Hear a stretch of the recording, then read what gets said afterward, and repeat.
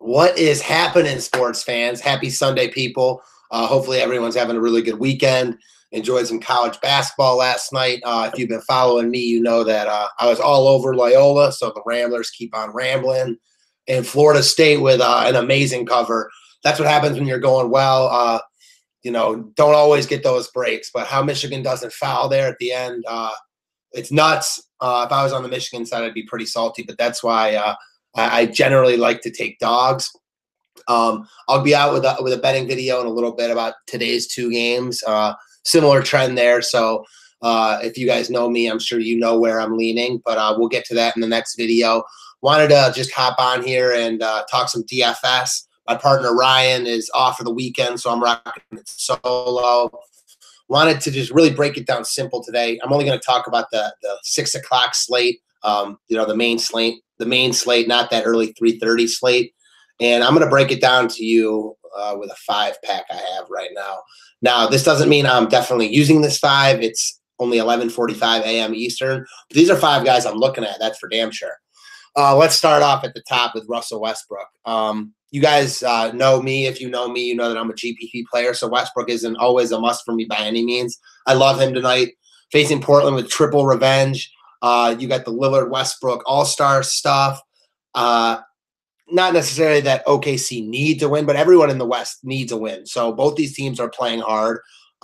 Portland is not playing its best ball right now. I wasn't particularly impressed with how they played in the second half, letting an undermanned Boston team come back on them. I think Westbrook has his way here. There's enough value to go with him, so I'm going to be having Westbrook in my lineups. He's my top stud easily of the day, and I think he crushes it tonight. Next, let's go down all the way at the bottom to Mr. Kyle Lowry, and we could talk about both Toronto guards.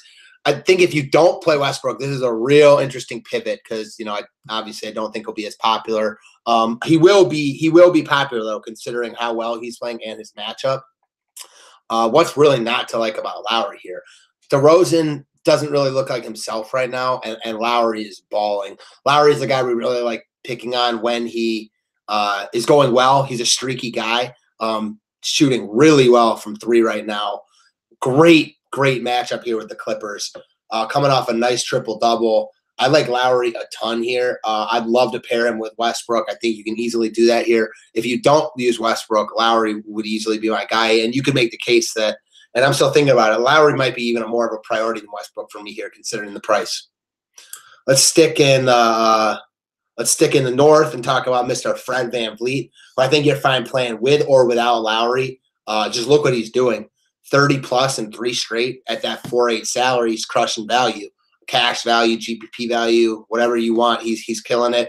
His 3-point game has really developed this year. I really like what I'm seeing from him. They leave him open a lot in the corners to collapse on DeRozan and Lowry, and he's taking advantage of it. Happened multiple times in the Cleveland game. Knows his role really well. Probably the leader of that bench mob second unit.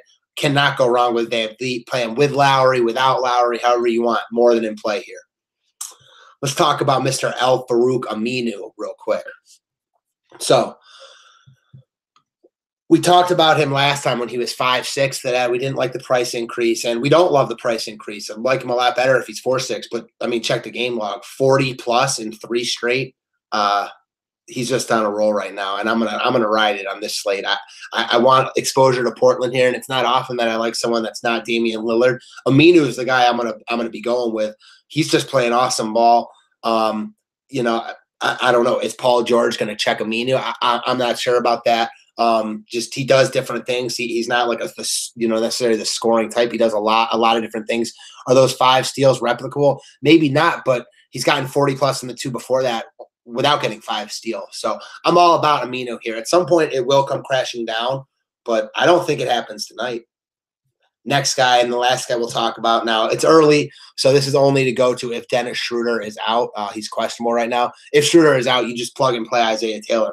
Most people didn't get the chance to use him at Sacramento. If you did, congrats, because Schroeder wasn't rolled out until about an hour before game time, I believe. Threw up 30 on his 3.7 salary. Even cheaper now because he's not going to play unless Schroeder is out, or he'll only play a little bit. Excuse me. he'll be given the keys if Schroeder is out. So at 3-4, 10 times value here, could easily hit that. The Hawks are really hard to navigate through right now. They remind me of the Grizzlies in some ways, not quite as bad, but picking pieces from them is awfully tough. You've got random guys that are in play from them, but Taylor's the guy I'm going to go to if Schroeder is out.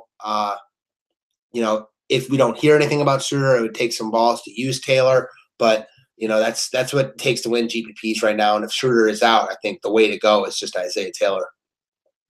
So just wanted to run quickly through it, you guys. That's my 5-pack as of right now. Don't hold me to it for the rest of the day, but those are 5 guys I'm definitely looking at, and I'm excited about this Elite 8. So let's get it, guys. Thank you.